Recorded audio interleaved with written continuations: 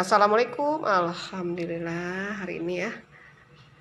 Alhamdulillah Mbak Elis dari Bandung sudah order nih banyak sekali makanan masakan khas Palembang ya.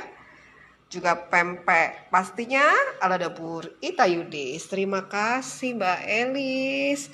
Nih orderannya ya. Ada ragit kari ayam, ini ragitnya. Tuh. Ini kuah kari ayamnya ya. Ini kari ayamnya. Terus ada acar timun sama wortel segernya. Ada sambal cabai hijau ya.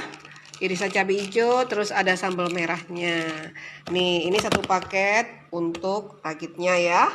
Nah, ini untuk model gandum ya. Model gandumnya tuh bulat-bulat seperti ini tuh, garing di luar, lembut di dalam. Nih, seperti ini ya.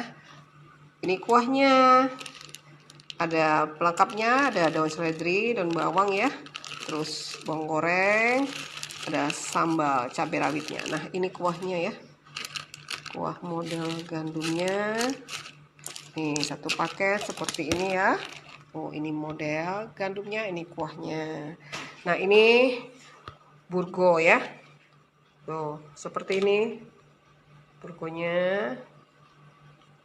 Dan ini kuahnya ya, sudah satu paket sama sambal cengehnya ya. Nih. Ada lakso juga nih. Nih laksonya ya. Cantik sekali laksonya.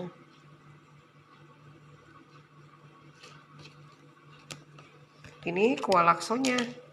Nih. Tuh ya. Ada bawang goreng sama sambal merah ya. Satu paket nih. Lakso dan kuahnya. Nah, sekarang ini mie celornya ya.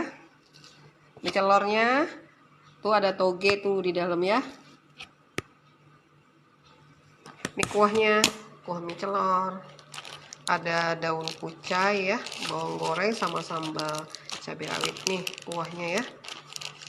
Nah, seperti ini satu paket mie celor ya. Ini ini daging malbinya ya. Ini dalamnya pempek keriting ya. Sudah di packing seperti ini.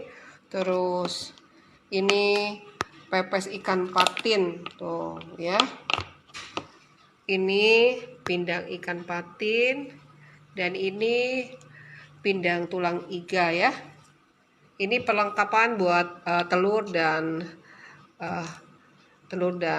timun ya untuk makan nanti. Untuk mie celor, burgo, juga untuk makan model gandum ya.